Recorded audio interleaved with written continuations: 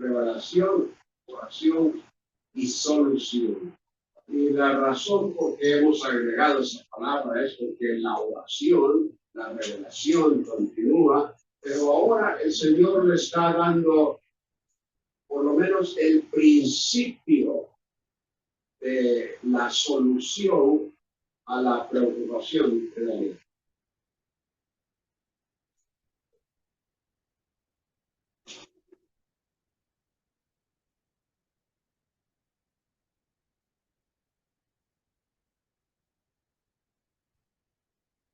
Bueno, probando, ahora sí.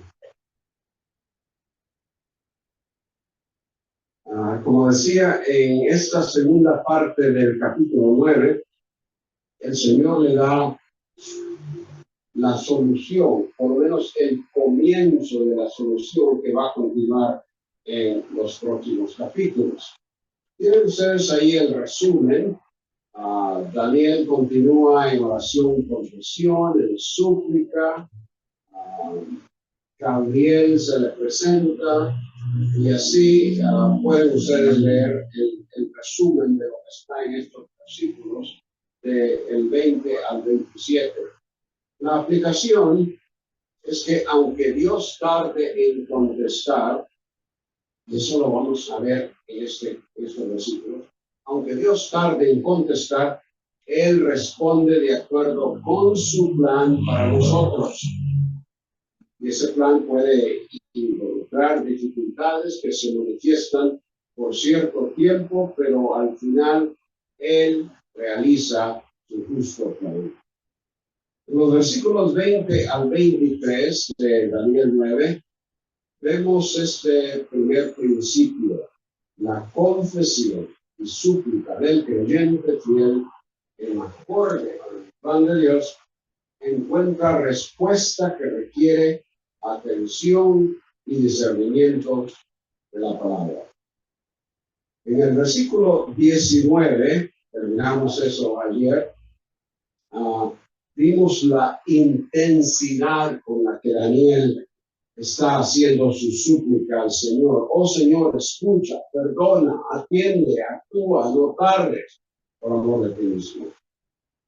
3 veces dice Señor, usa 5 diferentes verbos y agrega Dios mío, apelando nuevamente a la reputación del Señor.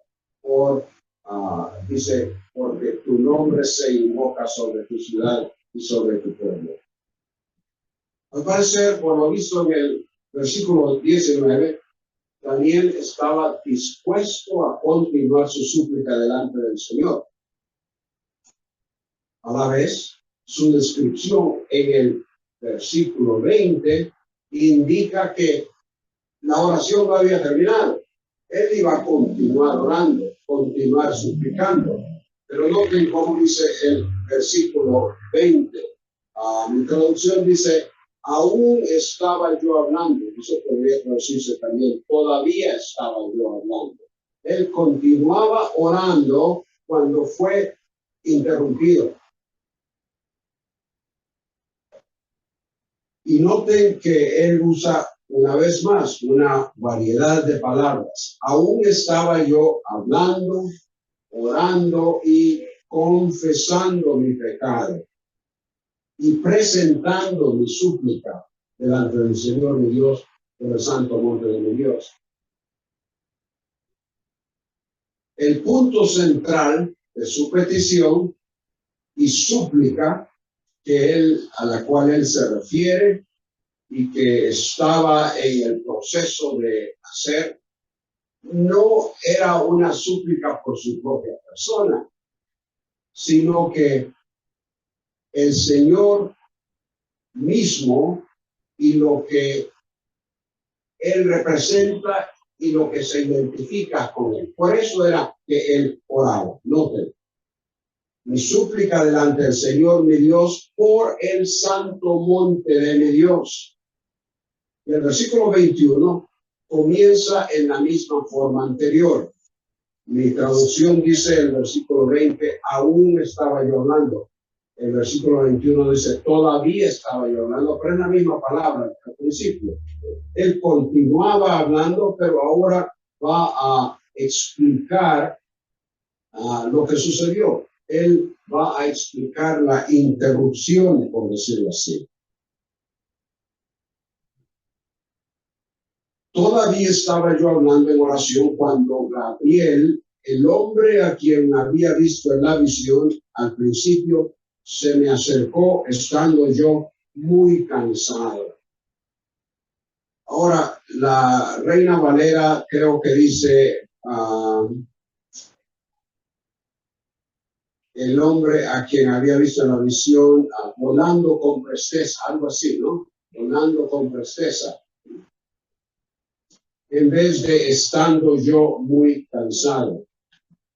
La diferencia en esto es que los traductores, bueno, hay verbos que tienen una raíz que es idéntica. Y los traductores, por ejemplo, los traductores de la Reina Valera han tomado el verbo como la idea de volar, pero los traductores de la Biblia de las Américas han tomado el verbo como de estar cansado. Me parece que esa es la idea. La diferencia es que Daniel ya había estado en oración por un tiempo extenso. Notar también el versículo 3, donde menciona que buscó al Señor en oración y súplicas, en ayuno, silicio y ceniza. De manera que estando en ayuno, después de estar orando por un tiempo extenso, con la intensidad con la cual él lo estaba haciendo, estaba física y psicológicamente agotado. Era un tiempo de verdadera aflicción, tanto en lo físico como en lo emocional y espiritual. Ahora, noten que dice, versículo 21 una vez más, estaba yo hablando en oración cuando Gabriel, el hombre a quien había visto en la visión al principio, se me acercó, estando yo muy cansado, y ahora, como a la hora de la ofrenda de la tarde. Ahora, Daniel estaba en Babilonia, y allí no había ofrenda. Cuando habla de ofrenda, está refiriéndose a sacrificios. No había sacrificios porque no había templo. Pero lo que esto nos indica es que para los que estaban conscientes de la necesidad de una constante comunicación y relación con el Señor, la hora en la que el sacrificio de la tarde se habría presentado en el templo, ellos, como Daniel, entonces, para ellos era un tiempo de oración. El versículo 22 explica, es Gabriel quien explica a Daniel su presencia. Le instruyó, habló conmigo y dijo, Daniel, he salido ahora para darte sabiduría y entendimiento. Le explica por qué es que él está ahí. Ha salido de dónde? Salido de su lugar. Y obviamente Gabriel había estado en la presencia del Señor. Había salido del cielo, de la presencia del Señor, con un propósito para darte sabiduría y entendimiento. Las palabras sabiduría y entendimiento son casi sinónimos. La idea es que entienda todo con claridad. El punto es que Gabriel está ahora con Daniel para darle entendimiento acerca de la respuesta que Dios ha ordenado. El versículo 23, una traducción más literal sería, al principio de tus súplicas, una palabra salió y yo he venido para declararla, porque tú eres muy preciado. Entonces, discierne la palabra y entiende la aparición, entiende lo que ves. Dios sabía de antemano que era lo que estaba en el corazón de Daniel. ¿Por qué era que él había buscado al Señor? Y desde el comienzo de ese tiempo, delante del Señor, ahora Gabriel le informa a Daniel que salió una palabra, es decir, algo que había sido emitido, ordenado, como una determinación para comunicársela a Daniel. Y la razón por la que la respuesta divina se envió rápidamente, tal al momento que él comenzó a orar, era porque, dice la Reina Valera, porque eres muy amado. La Biblia de las Américas dice muy estimado. El término se usa en Esdras 8:27, donde se describe algo valioso como el oro. Y en Daniel 11:43 se usa refiriéndose a las cosas preciosas de Egipto. La idea es que Daniel es considerado alguien preciado, de valor, de gran estima. Qué gran pensamiento para que lo consideremos y nos haga meditar en nuestra situación y posición delante del Señor. Somos nosotros considerados de tal manera que Dios está listo y dispuesto a responder a nuestras peticiones con tal rapidez. Al momento que él comenzó a utilizar la palabra, fue decretada, fue emitida para que Gabriel saliera corriendo, volando, de alguna forma, para que fuera de inmediato a decirle a Daniel y darle entendimiento, darle sabiduría. No es que Dios responda a nuestras peticiones de acuerdo con nuestros méritos.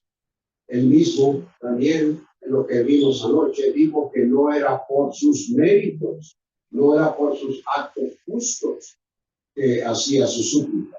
Pero lo que sí cuenta es la buena disposición de Dios hacia la persona en vista de su entrega y sumisión contrita y sincera al Señor, reconociendo su grandeza y misericordia a la vez. Una persona que no camina de acuerdo con lo que el Señor ha estipulado en su palabra, no puede en realidad esperar una respuesta a las peticiones que haga. Y ese es el problema, quizás en algunas situaciones, con nosotros mismos. Si no estamos caminando con el Señor, ¿cómo vamos a esperar que Él nos conteste y como quisiéramos nosotros que nos conteste rápidamente? En el caso de Daniel, el Señor le dice, tú eres muy preciado, de valor, de gran estima. La buena disposición de Dios hacia Daniel en vista de la fidelidad y el servicio que este hombre ha prestado a él. Aunque entonces lo que sí cuenta es la buena disposición de Dios hacia la persona. Aunque Daniel estaba muy cansado, ahora era él quien debería escuchar lo que Dios tenía para él. Dios le escuchó, comenzó a orar y de inmediato el Señor mandó a Gabriel con una respuesta. El Señor había escuchado. Ahora era necesario que Daniel escuchara al Señor. Estaba tan cansado que se le hacía imposible esa situación. Noten ustedes cómo en ese versículo 23 dice, porque eres muy estimado. Y ahora, la última parte, pon atención a la orden y entiende la visión. Creo que la idea es que él tenga discernimiento de lo que se le va a decir, que entienda por qué la aparición de Gabriel. Dios tenía algo importante para comunicarle en conexión con la misma súplica que él había hecho. Era necesario poner atención. ¿Cómo responde el Señor a nuestras oraciones hoy? No por medio de Gabriel, pero no. O bien otra manifestación visible. Creo que Dios usa su palabra, su espíritu que mora en nosotros, las circunstancias y personas alrededor nuestro para saber lo que Él nos dice. Necesitamos discernimiento. ¿Cómo habremos de usar la palabra escrita que nos ha dejado para entender sus respuestas? Ya que Gabriel no se presenta para explicarnos, es nuestra responsabilidad entonces leer la palabra con discernimiento, buscando entender su significado, no para encontrar respuesta a la oración por sanidad o problema económico o para salir bien en los exámenes de la universidad, más bien para entender la palabra y entrenar nuestro espíritu, nuestra mente, nuestra habilidad para responder a las diversas situaciones que confrontamos a diario de una forma bíblica. Que sepamos cómo tomar decisiones que están en acorde con los principios que la Biblia establece. Acordémonos, ¿qué fue lo que llevó a Daniel a orar delante del Señor? ¿Recuerdan qué? Al principio del capítulo 9, estaba leyendo la profecía de Jeremías. Y en ese proceso el Señor vino para darle mayor discernimiento de lo que Él estaba por hacer con su pueblo. Nosotros oramos, Señor, ayúdame a saber qué es lo que debo hacer acerca de esta situación. Y el Señor nos dice, allí está mi palabra, allí están los principios que deben guiarte en lo que haces y cómo lo haces. Hay un par de versículos que conocemos muy bien y que con frecuencia los citamos en el contexto de las necesidades que se presentan en la vida. Filipenses 4, 6 y 7. Por nada estéis afanosos, antes bien, en todo mediante oración y súplica con acción de gracias sean dadas a conocer vuestras peticiones delante de Dios. Según la exhortación que vemos en esos versículos, la preocupación que nos asalta por alguna situación tiene como antídoto o cura el que con oración y súplica, con acción de gracias, se den a conocer las peticiones delante del Señor. Pero inmediatamente pasa a decir, y la paz de Dios, que sobrepasa todo entendimiento, guardará vuestros corazones y vuestras mentes. No dice nada acerca de respuesta. El hecho de haberse acercado al Señor en oración resultaría en paz y de corazón y de mente. Y el versículo 8, en ese pasaje de Filipenses, dice, por lo demás, todo lo que es verdadero, todo lo digno, lo justo, lo puro, lo amable, lo honorable, si hay alguna virtud o algo que merece elogio, en esto meditar. Es esa entonces, hermanos, esa concentración en todo lo que la palabra enseña lo que nos entrena a encontrar allí respuesta. La pregunta que surge en cuanto a todo esto hoy, en nuestro contexto siglo XXI, con trabajos y responsabilidades, teniendo que invertir horas para llegar y regresar del trabajo, ¿cómo encontramos el tiempo para dedicar serio estudio de la palabra y llegar a esa madurez de discernir los principios que me guíen en las respuestas a las situaciones que se presentan? Pues difícilmente. Pero eso no es excusa para no dedicar algún tiempo a la lectura y meditación de la palabra. Si hay tiempo para 3 veces durante el día, los frijoles, las tortillas, para que nos sostenga nuestro cuerpo, debe de haber tiempo también para ese alimento espiritual que nos va a fortalecer y nos va a ayudar en las diversas situaciones que encontramos en nuestra vida a diario.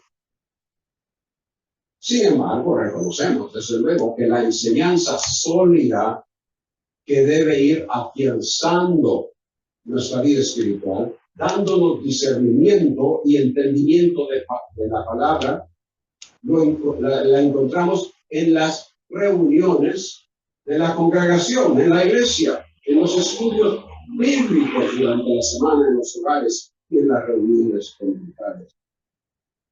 Entonces, la confesión y súplica del creyente fiel, en acorde con el plan de Dios, como en el caso de Daniel y su oración, esa confesión encuentra respuesta que requiere atención y discernimiento de la palabra. En segundo lugar, las respuestas del Señor a la oración no necesariamente traen una solución inmediata y hasta pueden ocasionar dificultades adicionales. Los versículos 24 al 26, no sé cómo saldrían sus notas ahí, pero mi propia nota le faltaba el 6, pero es 24 al 26 esos versículos. En el versículo 24 vemos que Dios determinó que el pueblo de Israel y la ciudad de Jerusalén deberían de pasar por 70 periodos de 7 para que una serie de sucesos se llevaran a cabo. Leer estos versículos y poder entender el significado de los varios detalles para nosotros es difícil por no tener en mente el contexto hebraico que había estado presente en Daniel. Y sin embargo, con todo eso, Daniel tuvo que pedir explicación. La palabra en este versículo, permítanme leerlo, 70 semanas han sido decretadas sobre tu pueblo y sobre tu santa ciudad para, propósito, poner fin a la transgresión, para terminar con el pecado. Continúa una serie de propósitos. Ahora, la palabra traducida semana, 70 semanas, quiere decir un periodo de 7. No hay tal palabra semana en hebreo, sino que es un periodo de 7, que cuando se refiere a tiempo o se especifica la unidad o se implica por el contexto tal como lo encontramos aquí. Cuando la unidad se especifica, podemos verlo en el capítulo 10, solo de vuelta ahí a una página, capítulo 10, versículo 3. No comí manjar delicado, ni entró en mi boca carne ni vino, ni usé ungüento alguno, hasta que se cumplieron todas las 3 semanas Pero en el hebreo, ¿qué dice Reina Valera? Las 3 semanas, pero no completan la traducción, ni la Biblia de las Américas, ni tampoco Reina Valera, porque específicamente dice 3 semanas de días.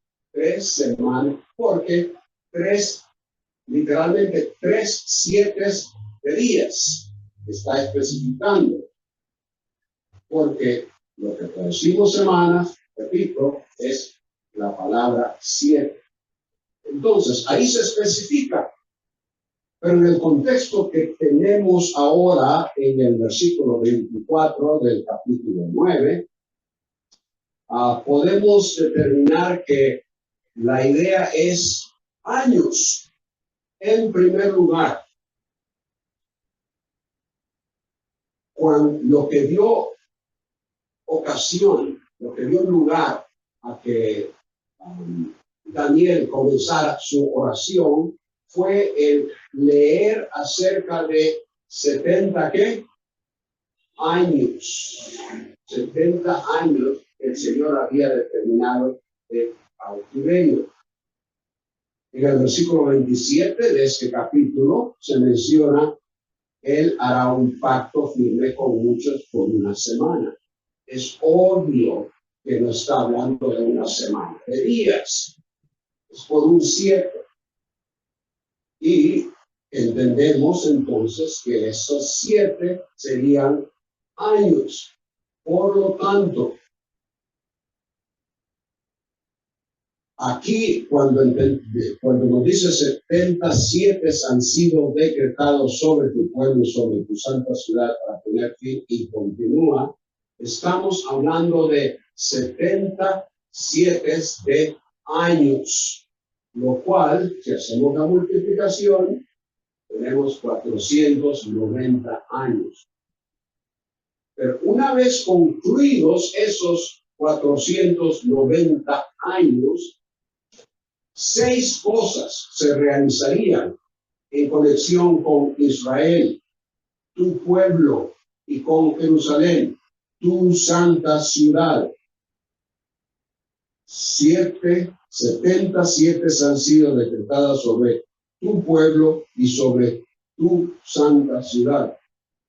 Luego, esos 6 propósitos, esas 6 cosas que deberían de realizarse, las primeras 3 terminan, dan fin a algo negativo, ponen fin a 3 cosas negativas, y las últimas 3 inician algo positivo. En respuesta a la oración de Daniel, Gabriel ahora revela el plan de Dios para la total restauración del pueblo y de la ciudad, del templo. Recordemos el contexto. Daniel está orando porque ya se acercan los 70 años, ya se acerca el final de los 70 años del cautiverio. Pero ahora el Señor le va a decir algo que va mucho más allá después de esos 70 años.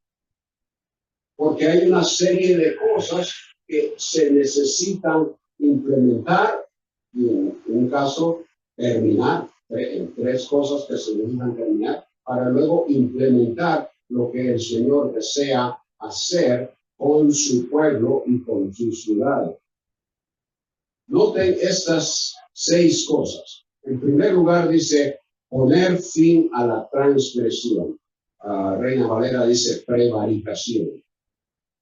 Esta es la transgresión o rebelión de Israel, que había por siglos impedido la realización de todas las bendiciones que el Señor había prometido al pueblo desde Abraham y luego desde la salida de Egipto, y así continuamente.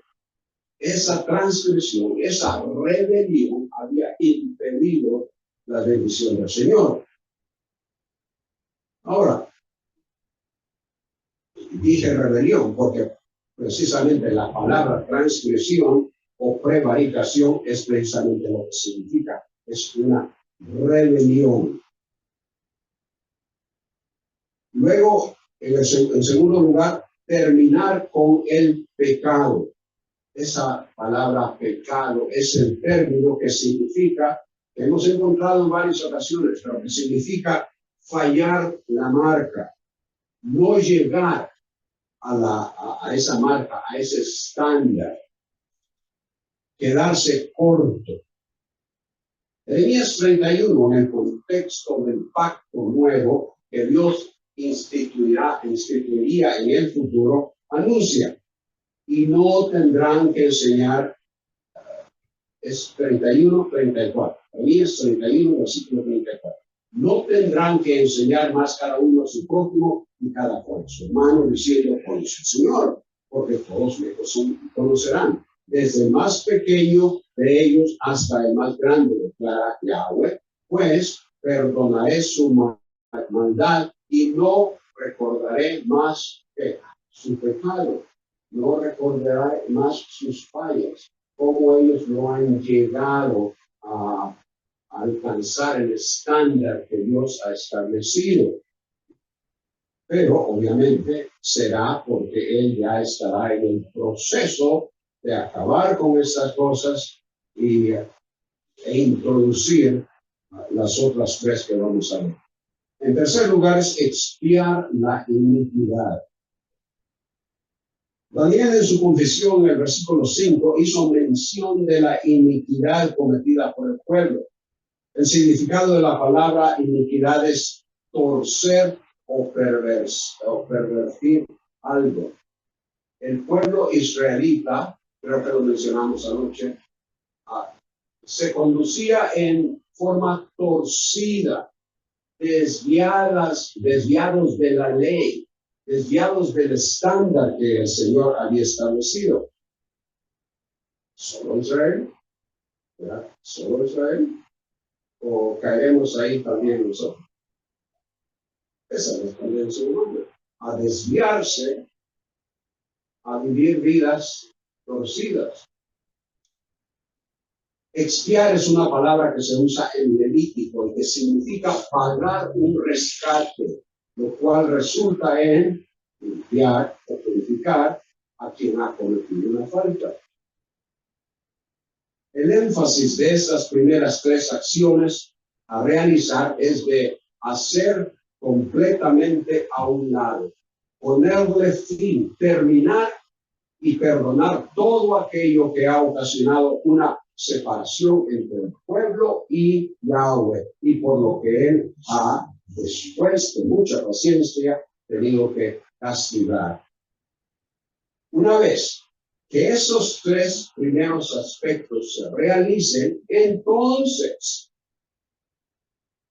se da paso a la introducción de una nueva situación que Israel podrá experimentar. Note, traer justicia eterna. En su oración Daniel ya había mencionado, versículo 7, tuya es la justicia, oh Señor, muestra la vergüenza. Versículo 14, justo es Yahweh en todas sus obras que ha hecho. Justicia tiene que ver con lo que es correcto, apropiado, recto, totalmente lo opuesto a esa iniquidad de la cual hablábamos. Esto es lo que es recto, apropiado, como debe ser, que no tiene desviación del estándar que el mismo Señor ha establecido. Pero una vez que el tiempo determinado por el Señor llegue a su conclusión y lo erróneo, lo injusto sea hecho a un lado, entonces Él introducirá una nueva situación. Jeremías, una vez más, Jeremías 33, 15 y 16, proyectándose a tiempos mesiánicos, dice, en aquellos días y en aquel tiempo haré brotar de David un renuevo justo, y él hará juicio y justicia en la tierra. Y luego el versículo 16, pero juicio y justicia se menciona en el versículo 15. La segunda cosa en cuanto a lo positivo es sellar visión y profeta. No tienen artículo estas palabras. Dice para sellar la visión y la profecía. No tienen artículo. De manera que no se refiere a alguna visión o a algún profeta en particular, sino que habla en términos generales. Toda visión y todo profeta será sellado. Ahora, la palabra sellar generalmente se interpreta en términos de cumplimiento de toda visión y profecía. El verbo mismo se traduce algunas veces poner fin.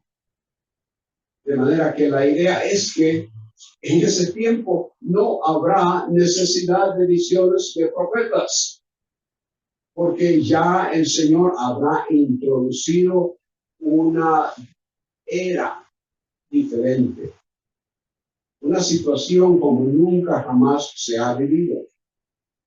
Él habrá traído justicia eterna. Y luego, la última cosa que tenemos aquí como propósito es ungir el lugar santísimo.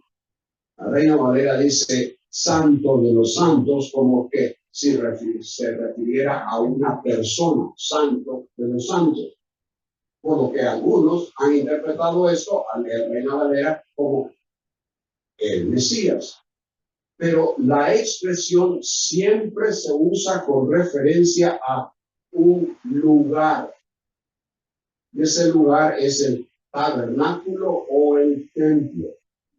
O a los artículos también que se usan en esos lugares para el servicio al Señor. De manera que con el significado de ungir, en el sentido de consagrar para el uso del servicio del Señor, la idea indica que el templo será dedicado para su servicio y para su adoración en ese momento futuro. Y ya que el contexto tiene que ver con situaciones mesiánicas, tiempos mesiánicos, eso significa que en ese tiempo existirá un templo. Y esto encaja con la inquietud de Daniel en su oración cuando dice, haz resplandecer tu rostro sobre tu santuario desolado. Queriendo decir que con la buena disposición del Señor, el santuario será restaurado. El versículo 25. Has de saber y entender que desde la salida de la orden para restaurar y reconstruir a Jerusalén hasta el Mesías príncipe habrá 7 semanas y 62 semanas. Volverá a ser edificada con plaza y foso, pero en tiempos de angustia. Lo que ahora se le comunica a Daniel es para que sepa los detalles, y no solo eso, sino que los entienda, que tenga un panorama de lo que va a suceder cuando el periodo de 490 años comience y cómo es que va a terminar. Sabe y entiende que desde la salida de la palabra, dice orden de traducción, no sé si eso dice bueno, ¿verdad? Literalmente es la palabra, lo que el Señor ha emitido, ha dado a conocer a Gabriel para que le explique. Perdón, en este contexto no es eso. La orden, la palabra, lo que se emite para restaurar y reconstruir a Jerusalén. Lo importante es que esta parte del versículo indica cuándo los 77 comienzan.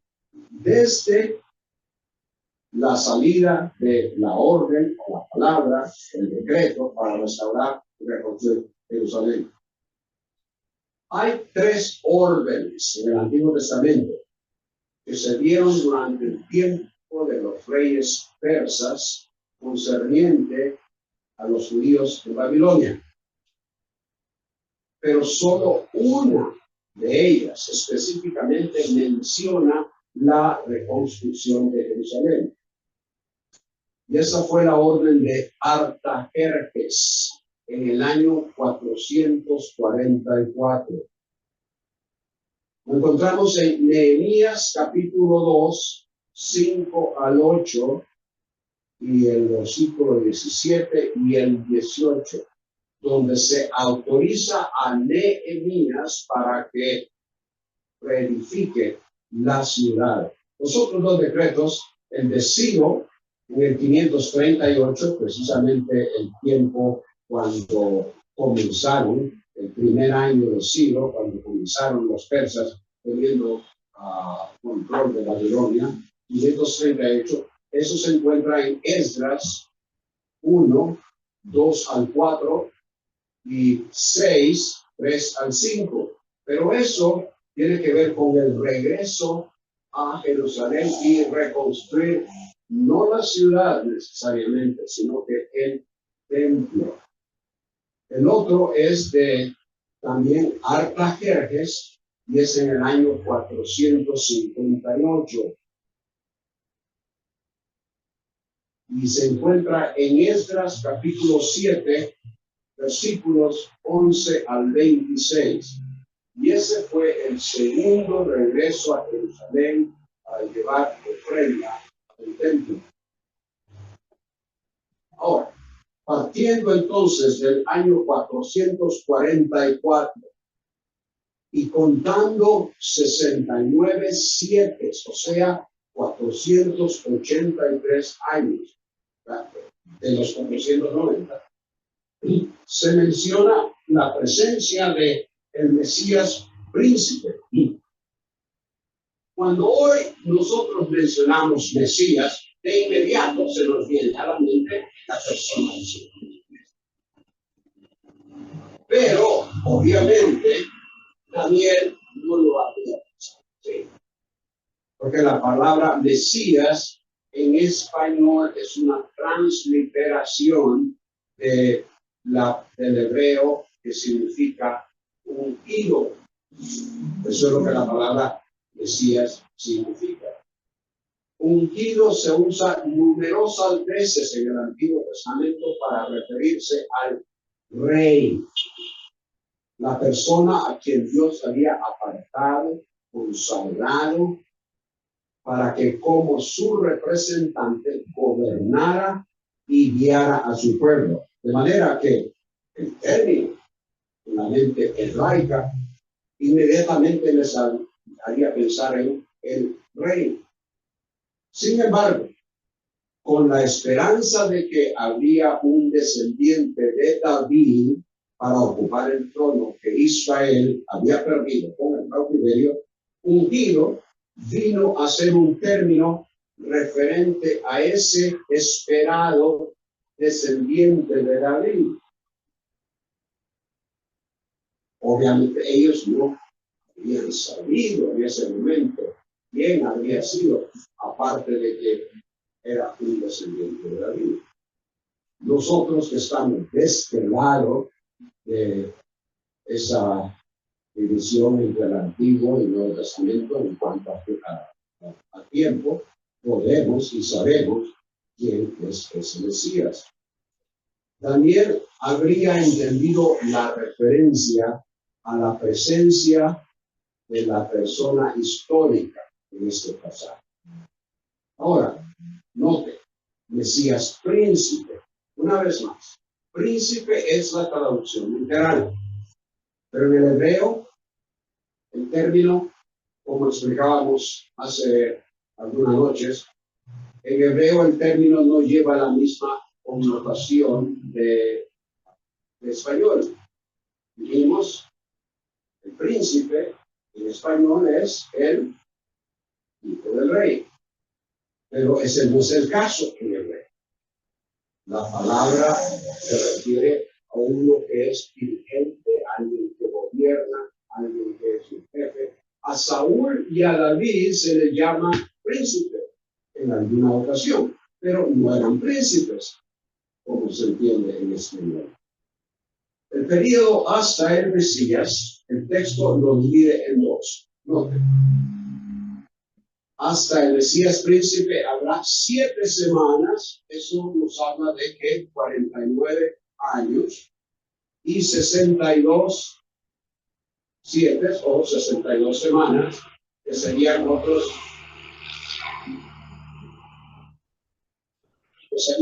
434, siendo un total de los 483 que mencionamos antes.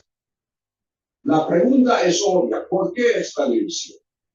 Y la respuesta es que en realidad no sabemos. Todo lo que se diga en cuanto a por qué la división que se quiere explicar es especulación. No tenemos suficientes datos históricos para determinar por qué la división. Lo único que podemos decir con certeza es que esa división habría sido porque después de 49 años algo importante había de pasar. Pero como dije, no tenemos datos históricos extrabíblicos que nos ayuden a determinar qué habría sido ese evento o esa situación o ese suceso.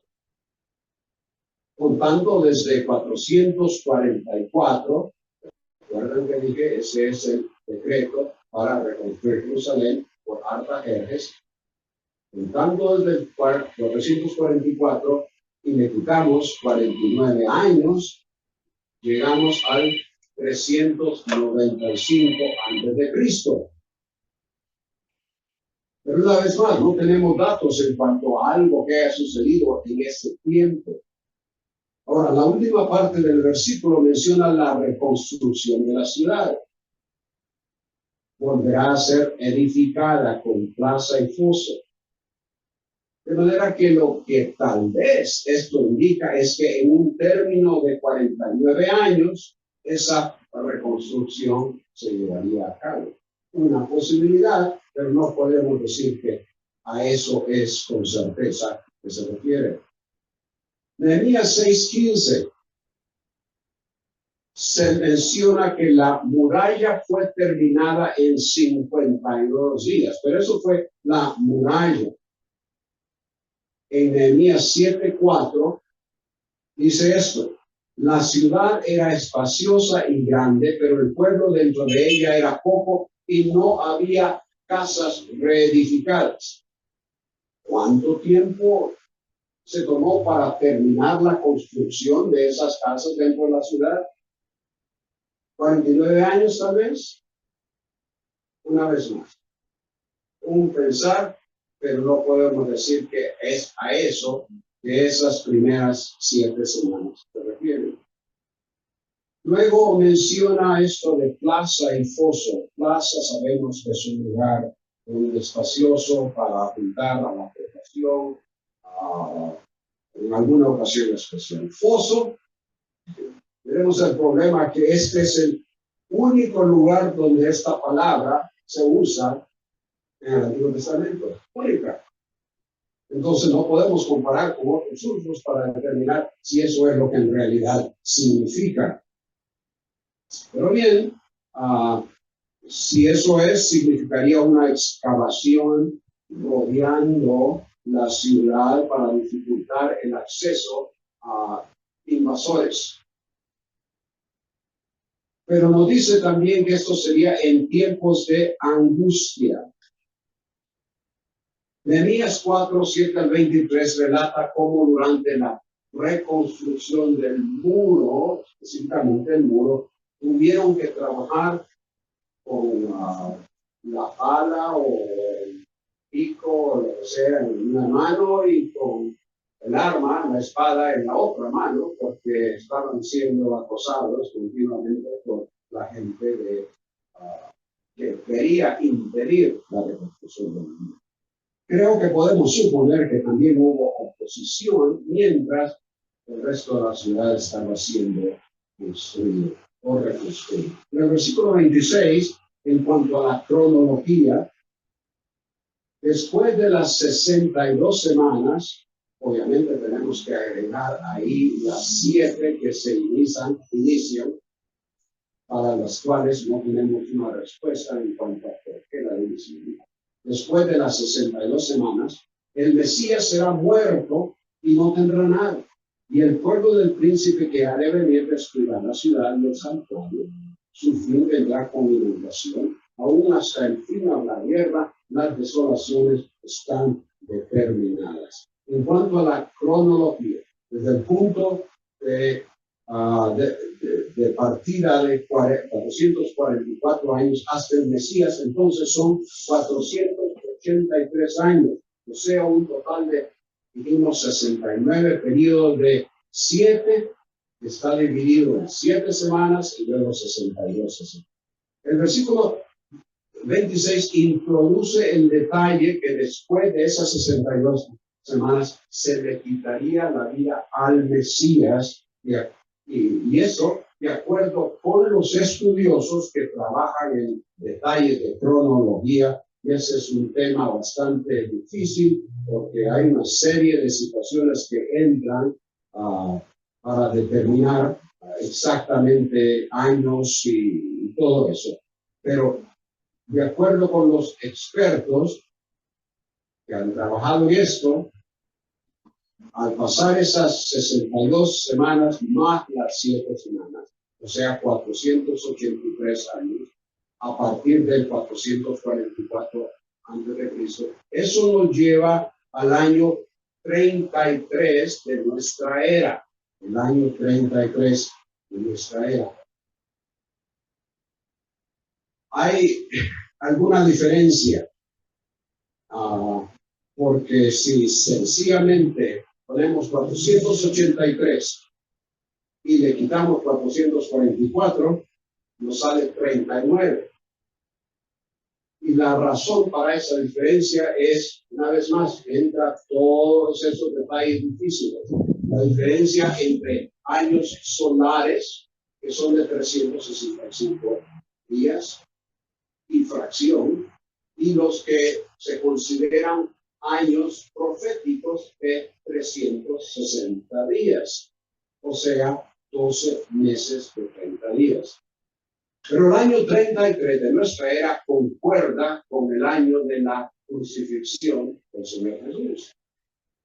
Algunos estudiosos han tratado de calcular las semanas, las 69 semanas exactas al día, desde el tiempo cuando se otorgó el permiso a Nehemías. Pero eso es prácticamente imposible, por eso todas estas variantes en cuanto a años solares, años proféticos. Es suficiente, creo, para nosotros saber que en base a estudios cronológicos, con los datos a nuestra disposición, podemos determinar la veracidad de la profecía que indica 483 años entre estos dos puntos de referencia: la orden para reconstruir Jerusalén y la muerte del Mesías príncipe. En vista de la muerte del Mesías, el texto agrega que no tendrá nada. Quizás Isaías 53:8 nos ayuda a entender qué es esto de que no tendrá nada. Menciona que por opresión, 53:8 de Isaías, por opresión y juicio fue quitado, y en cuanto a su generación, ¿quién tuvo en cuenta que él fuera cortado de la tierra de los vivientes por la transgresión de mi pueblo? Se dispuso cuando sentía su sepultura, pero el rico fue con su muerte, aunque no había hecho violencia ni había engaño en su boca. Fue sometido a muerte, pero su generación no le puso interés, aunque fue por causa del pueblo que sufrió herida de muerte. Aún sus discípulos, atemorizados, huyeron y le dejaron. Otra interpretación de que no tendrá nada, aparte del hecho de que habría sido abandonado, es que quizás tiene que ver con el hecho de que el reino que él habría de inaugurar no se dio. El Mesías fue cortado, fue muerto, pero el reino que había venido a introducir no se dio, precisamente porque fue rechazado y fue crucificado. Todo eso, obviamente, Dios Padre lo sabía, pero lo permitió así. Es obvio que el punto que se quiere comunicar con la muerte del Mesías es que después de las 69 años, 69 semanas, el esperado reino no sería inaugurado. Sencillamente eso es lo que quiere comunicarle.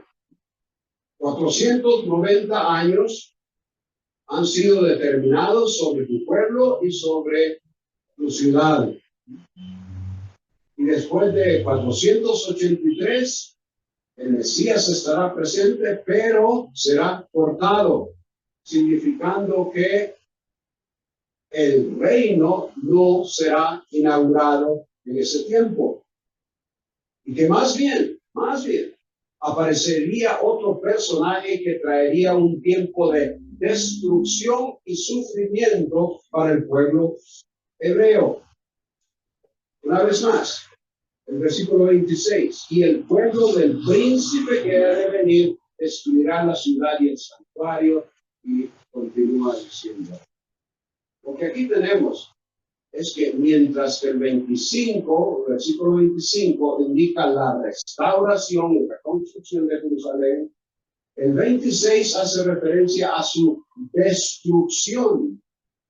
Y el príncipe del versículo 26 no es ni puede ser el Mesías príncipe o dirigente del versículo 25, porque a él se le identifica como el Mesías que sería muerto, de manera que este es otro príncipe. El príncipe del versículo 26, o que aparece en la escena después de la muerte del Mesías. Es entonces, como dije, alguien diferente. La inundación que aquí se menciona no tiene que ver con agua, sino que con la poderosa invasión de un ejército. Hay muchos pasajes donde eso se puede ver, y aún aquí, si quieren anotarlo rápidamente, pasajes donde se habla de inundación que tiene que ver con un ejército. 11:10, 11:26, 11:40 y en otros pasajes de otros libros. Entonces, ya que la destrucción de la ciudad se lleva a cabo después de la muerte del Mesías, desde nuestro punto de vista de la historia, eso lo podemos identificar con el suceso de septiembre del año 70 de nuestra era, y que el Señor Jesús mismo anunció en Lucas 19, 43 al 44. Dijo el Señor: vendrán días cuando tus enemigos se echarán terraplén delante de ti, te sitiarán y te acosarán por todas partes y te derribarán a tierra a tus hijos dentro de ti, no dejarán tu piedra sobre piedra, porque no conociste el tiempo de tu visitación. Los discípulos se le acercaron al Señor para mostrarle los edificios del templo, mas respondiendo, él les dijo: veis todo esto, en verdad os digo, no quedará aquí piedra sobre piedra. En el año 66, los judíos se rebelaron contra los romanos. El emperador Nerón envió al general Vespasiano a poner fin a la revuelta, pero Nerón murió, y al siguiente año el general regresó a Roma, donde fue nombrado emperador. Entonces, ¿qué hizo? Mandó a su hijo Tito para continuar y lograr terminar con la revuelta de los judíos en Jerusalén y en Judea. Su hijo Tito fue dejado a cargo, y en septiembre del año 70, Jerusalén y el templo sufrieron otra destrucción. Había sucedido allá en 587, pero ahora otra vez en el 70, ya de nuestra era. Los que pudieron escaparon de Jerusalén y continuaron la lucha. El último bastión de defensa fue la fortaleza de Masada, en el desierto de Judea, donde los romanos lograron entrar en el año 73, pero encontraron que sus defensores se habían suicidado. Y eso trajo gran sufrimiento a la población de Jerusalén. Daniel había estado orando por la ciudad y el santuario con el que el nombre de Yahweh se identificaba, pero que ahora estaban desolados. Mientras oraba, Gabriel aparece con una respuesta, y esa respuesta se proyecta a un tiempo futuro que involucraba una serie de aspectos espirituales que necesitaban ser corregidos antes de que el santuario fuese nuevamente consagrado. Sí hubo respuesta del Señor a la oración, pero no para una solución inmediata.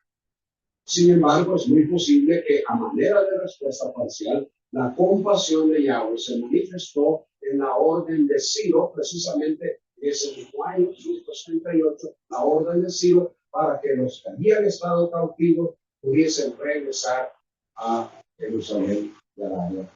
En los versículos 24 y 26, entonces, podemos ver cómo las respuestas del Señor a la oración no necesariamente traen una solución inmediata y pueden ocasionar dificultades adicionales. Y hay tantas otras cosas más que tenemos. Pero yo creo que en vista del tiempo ahí nos vamos a quedar. Voy a tratar de continuar esto en la próxima hora. Y a ver hasta dónde llego. Bien. Oremos, Padre.